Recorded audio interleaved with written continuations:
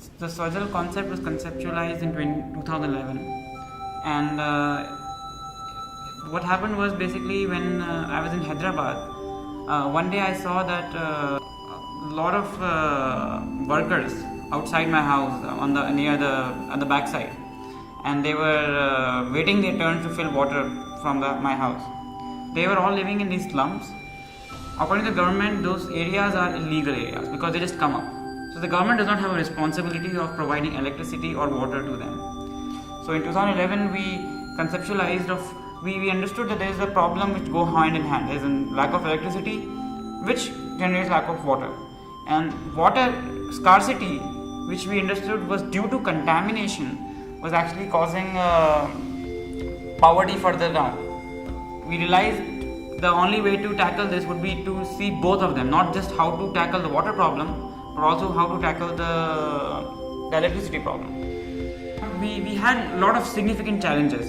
The challenge that we faced was again with how people use it. We put coin acceptors, and then our biggest challenge was that the government changed the thickness of the coin. So now the coin acceptors are obsolete, and they have to be able to receive all the type of different coins. And people sometimes they get really frustrated when they put their coin in and the system is not able to read it. To overcome that, we put the RFID sensor, which we have the smart card. One more thing we had a challenge was to expand the chilling system. Initially we had put the chilling water system only for a site. I mean, there's only a very small capacity of water that can be chilled. Challenge that we had was obviously energy, which where to put how many panels and battery, how to make a hybrid system. These systems have a capacity of 2,800 liters per day, the water that they can purify. And we are putting new systems near Uttar Pradesh. These systems are actually larger systems, and they are completely solar powered, and they actually are able to produce 5,000 liters per day. The systems in the national capital region have the pricing of 1 rupee per liter of normal water and 2 rupee per liter for cold water. So we go and we take water samples from the areas, and where we find water to be available, but at a very contaminated quality. That is where we think that we should set up the system, because people have water but they cannot use it because of contamination, maybe due to industrial wastage and sewage or something. The population in this area, they are at high risk from waterborne diseases, diarrhea. So we are targeting areas that are very high density areas, because that gives us maximum impact to the people around it. We call it the center manager. So the center manager is somebody in that community where the system is being put. And so the person, maybe a sort of a shop owner nearby, will be the one who will be our person of contact in that area.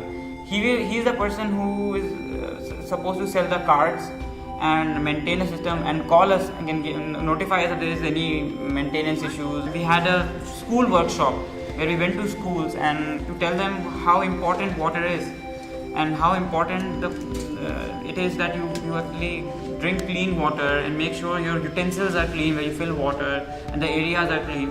The first pilot machines which we set up around National Capital Region were installed about a year ago, and now currently we are in the pipeline of installing other machines in Uttar Pradesh. ठीक है, और अगर कुछ परेशानी हो तो इन दोनों भैया को कभी देखो तो इनको डांट लगा दो, ठीक है, ये आगे मुझे बता देंगे, ठीक है.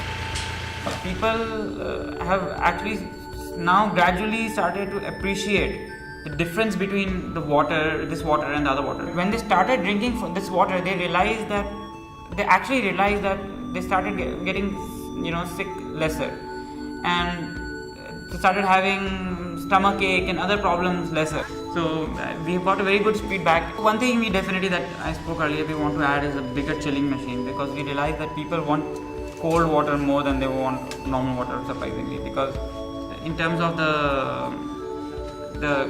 the water filtration process, so we want to make the filtration process even more strict.